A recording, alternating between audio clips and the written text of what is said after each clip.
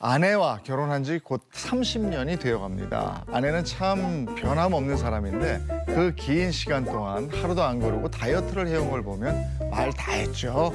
네, 그런데 제가 가만 살펴보니 아내의 다이어트 취향은 주로 음식으로 하는 거더라고요.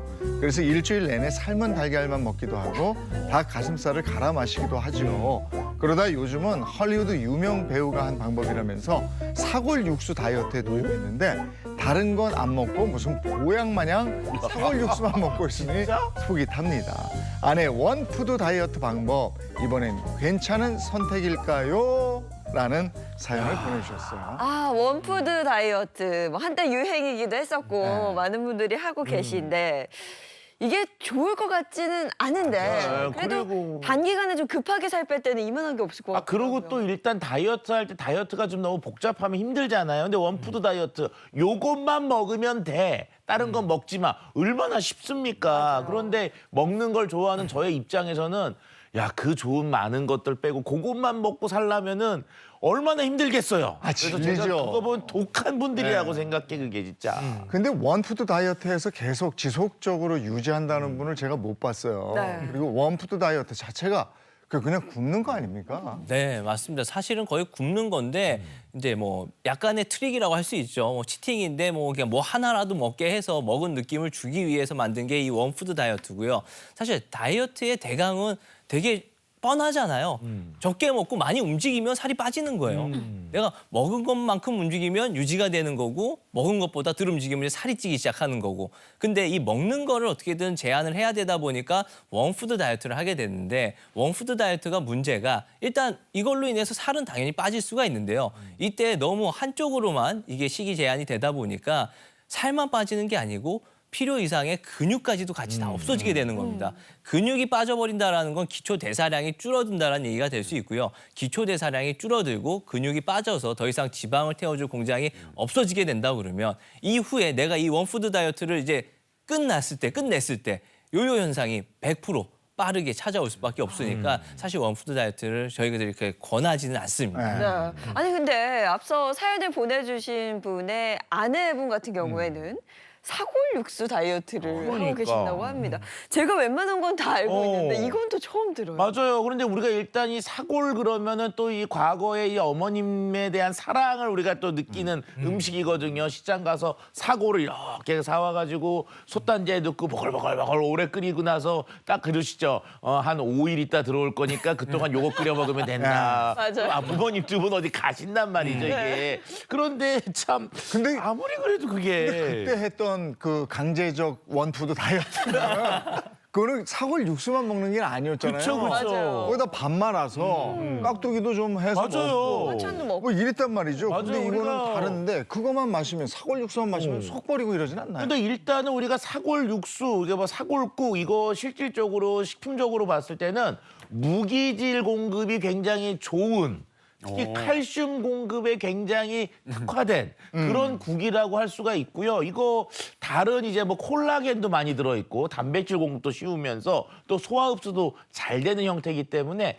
그런 것만 놓고 봤을 때는 좋은 음식을 먹는 건 맞는데 그렇다고 해도 이것만 먹으면 좀 맞아. 위험할 것 같은데. 원푸드는 위험해요. 네, 그럴 수 있죠. 사실 근데 이 다이어트 방법, 사골 육수 다이어트 방법이요. 한국 사람들이 즐겨 먹는 음식이잖아요. 그렇다 보니까 그냥 우리나라에서 개발이 된 것 같지만 실제 미국에서 시작했습니다. 네, 이게 미국 셀럽들의 다이어트 코치로 유명한 이 켈리앤 페트루치가 이제 제안한 다이어트 방법인데요. 이 방법으로 책을 썼다고 해요. 책을 썼더니 굉장히 베스트셀러가 된 내용이기도 하는데요. 그녀에 따르면 이 사골 육수에 함유된 영양소 대비 이 열량이 굉장히 적어서 이 다이어트에 굉장히 도움이 된다라고 했다고 하는데요. 보통 사골 육수 이 250ml의 열량이 약 50kcal 정도 되는데요. 여기에 단백질은 또 10g이나 들어있다고 합니다. 그래서 하루에 최대 6잔까지 마실 수 있다고 하는데요. 전? 네, 여기서 이제 조금 이제 생각해야 될 게 있는데요. 이 사골 육수 다이어트 방법은요. 이 안에 조미료 혹은 첨가제를 들어있지 않은 상태에서 먹는 거고요. 여기에 우리 같이 이제 한국에서 먹는 사골 육수처럼이 아니라 이 사골 육수에 약간 야채 같은 것들을 넣어서 조금 맑은 국물로 이렇게 마시는 형태의 다이어트라고 생각하시면 됩니다. 아. 저 이제 생각나는데 그 헐리우드 스타의 유명 배우인 기네스 팔트로가 이 방법으로 다이어트 했다는 그 기사를 제가 봤던 것 같아요. 오. 저도 다이어트 환자를 보면서 많은 요법들을 알고 있다고 생각했지만 진짜 이거 방송 준비하면서 사골 육수 방법을 알았거든요.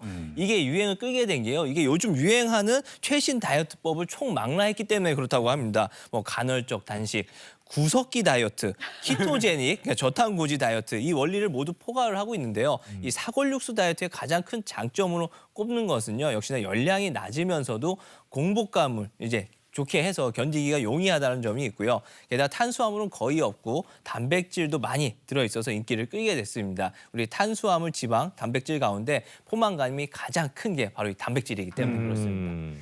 기네스 펠트로 한번 데려다가 우리나라 사골 국물 제대로 소금 좀 쳐서 밥 탁 말아서 깍두기하고 먹는 맛을 한번 보여줘야 되는데 이게 안쓰러운 게 그냥 밍밍한 그 국물을 그냥 마셨을 거 아니에요. 그러니까. 네, 그렇죠. 아마 한국식으로 거기 밥까지 말아 깍두기까지 먹으면 그건 다이어트 방법이 아니겠죠.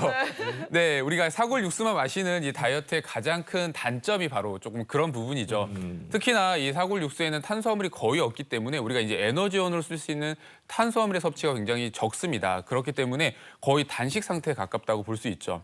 아무리 하루에 6잔까지 허용한다고 해도 보통 이제 간헐적 단식을 한다고 해도 하루에 열량을 한 800에서 1000kcal 정도는 섭취하게 되는데 그에 비해서 굉장히 적은 칼로리를 이제 먹다 보니까 사실 영양학적으로 불균형 상태에 빠질 수밖에 없습니다. 그래서 무조건 사골 육수만 먹고 뭐 일주일 내내 먹고 이렇게 유지하는 것은 오히려 영양 실조에 빠질 위험도가 높기 때문에 주의가 필요하고요. 이런 다이어트를 하실 때는 꼭 장기적인 계획을 세워서 식단을 짜서 하시는 게 좋습니다. 저희가 이제 기네스 펠트로가 이 사골 육수 다이어트로 살을 뺐다고 하지만 이 기네스 펠트로의 식단을 보게 되면요. 주 5일은 키토제닉을 일단 일반적으로 식사를 했고요. 그러니까 저탄고지로 식단을 하고요. 2일 정도만 이 사골 육수로 다이어트를 했다고 하니까요. 이런 식으로 장기적인 계획과 이렇게 영양적인 식단을 좀 짜서 이 다이어트 방법에 조금 고안하시는 게 좋을 것 같습니다. 네, 요즘은 정말 별별 다이어트가 참 많습니다. 그냥 무턱대고 따라했다가 오히려 건강을 망칠 수 있어서요. 잘 알아보고 건강하게 다이어트하는 게 중요하겠습니다. 결론은 쉽게 살 빼는 방법은 없다. 이 얘기를 하는 것 같아요. 뭐 이런 것도 있다. 오늘 네. 시간을 해드렸고요. 자, 두 번째 사연도 한번 만나보도록 하겠습니다. 네, 두 번째 사연, 다이어트 사연 전해드리겠습니다. 제가요, 우리 남편 성실한 거 그거 하나 보고 결혼을 결심했거든요. 아니 근데 이 정도까지 성실할 줄 꿈에도 몰랐습니다. 우리 남편이 글쎄 집보다 헬스장에 머무르는 시간이 더 많다니까요. 아침 5시에 기상하면 헬스장으로 바로 가서 2시간 운동하다 출근하고요. 그것도 모자라 점심시간에는 회사 근처 헬스장에서 또 운동을 한답니다. 아니 저녁에는 또 어떻고요. 아예 헬스장으로 퇴근해서 시간을 보내다 오니 집에 오면 늘 밤입니다. 한 번은 하도 답답해 이유를 물었더니 집안 대대로 살이 찌는 체질이라 이렇게 운동을 안 하면 뚱뚱해질까 두렵다고 하네요. 마냥 나무랄 수도 없고 참 답답합니다. 아유, 그러게. 아니 이 사연만 들어봐서는 남편분이 연예인이신가? 아침에 2시간, 점심에 1시간, 네, 저녁에 또 2시간이면 근데 나이를 모르겠네요. 오. 나이가 어떻게 되는지. 자, 네. 체력 이게 가능할까요? 가능한 거. 그런데 일단 제가 한참 때인 30대에 운동을 했을 때도 그때 트레이너가 했던 말, 저도 좀 트레이너를 받았거든요. 트레이닝을 받았거든요. 2시간 이상 하면은 그쪽에서도 하드 트레이닝 한다 그러거든요. 근데 이분은 뭐 아침에 2시간 시작하고부터 뭐 점심 저녁까지 그래. 계속 있으면 이건 나이를 초월해서 정말 하드 트레이닝 하시는 거거든요. 몸을 혹사하시는 건데 야 그래도 이 살찌는 거에 대한 두려움이 그 힘듦을 이겨낸다는 거 또 이것도 또 보면은 참 짠하기도 하고 참 아유 뭐가 좋은지 모르겠습니다 이거. 근데 이게 짠하긴 한데 본인이 좋아하지 않으면 못하는 거거든요. 그렇죠, 맞아요. 어느 정도 운동도 중독된다고 하니까 이런 습관은 좀 바람직한 게 아닐까 싶긴 해요. 네, 근데 지금 사연자분의 이 스케줄을 보면 거의 선수 정도 그러게요. 사실 대회 나가야 네, 돼. 운동을 하게 대회 나가야 될 것 같은데요. 근데 사실 이제 건강상 무리가 없고 본인이 즐기면서 운동을 한다면 사실 크게 무리는 없겠지만요. 근데 이렇게 이제 헬스나 이렇게 운동을 장시간 하시는 분들 중에 건강에 오히려 안 좋으신 분들이 있어요. 네. 그래서 오늘은 이 운동 중독의 위험성에 대해서 조금 알려드려야 될 것 같습니다. 맞아요. 운동 중독. 저는 이 얘기 정말 많이 들어봤거든요. 그냥 운동을 하면서 스트레스도 풀고 이게 중독이 된다 그래서 아, 이럴 수가 있구나 싶었어요. 네, 그래서 운동 중독에 한번 빠지면 헤어나기가 조금 힘든데요. 운동 중독이란 이 운동에 관한 관심과 실행이 이 습관에서 이게 습관이 아니라 이게 의무로 강화돼서요. 결국 중독의 상태까지 이른 상태를 말하게 되는데요. 이 운동의 욕구를 통제하지 못해서 이렇게 이제 나타나게 되는데요. 이게 보통은요. 운동 중독 있는 분들 보시면 운동을 중단한 후에 24시간에서 한 36시간이 흐른 뒤에는 금단 증상이 나타나요. 그래서 왠지 모르게 약간 불안감과 이 강박이 생기게 되는 거죠. 그리고 실제로 운동 중독이 있는 분들이 사실 운동을 통해서 건강을 좀 증진해서 좀 잘 관리하시면 좋지만 이게 운동을 너무 많이 하시다 보면 관절이나 이런 부분들에 예. 불편함을 느끼시는 경우들이 있어요. 그런데도 아프신데도 아픈 걸 참고 어깨가 아픈데도 이런 것들을 참고 운동을 하시면서 오히려 몸을 혹사시키는 경우들이 있기 때문에 이런 부분들이 조금 문제가 될 수도 있죠. 그러니까 뭐든 중독이 되면 이게 걷잡을 수가 없는 거거든요. 네. 그러니까 운동 중독도 이게 마찬가지 아닐까 싶어요. 네, 맞습니다. 아까 우리 차윤아 박사님께서 하드 트레이닝 말씀해 주셨는데 딱 그 정도 선까지는 괜찮은 것 같아요. 이게 오버 트레이닝이 되면 안 되거든요. 이게 30, 40대 이때는 사실 좀 내가 이제 운동을 더 이제 오버해서 하더라도 좀 버틸 수 있는 힘이 되는데요. 나이를 좀 더 먹게 되면 이걸로 인해서 오는 그 후유증도 만만치가 않거든요. 그러니까 운동을 우리가 건강하기 위해서 내가 내 통제 하에서 이 운동을 해야지 운동에 의해서 내 삶이 좀 망가진다거나 운동 안에서 우울증이 오기 시작한다 이러면 이것도 치료가 필요한 상태가 되는 것입니다. 네, 뭐든 적당히 이게 참 어렵습니다. 적절한 운동과 더불어서 식단 조절까지 더 해줘야 좀 건강하게 다이어트를 할 수 있는 것 같아요.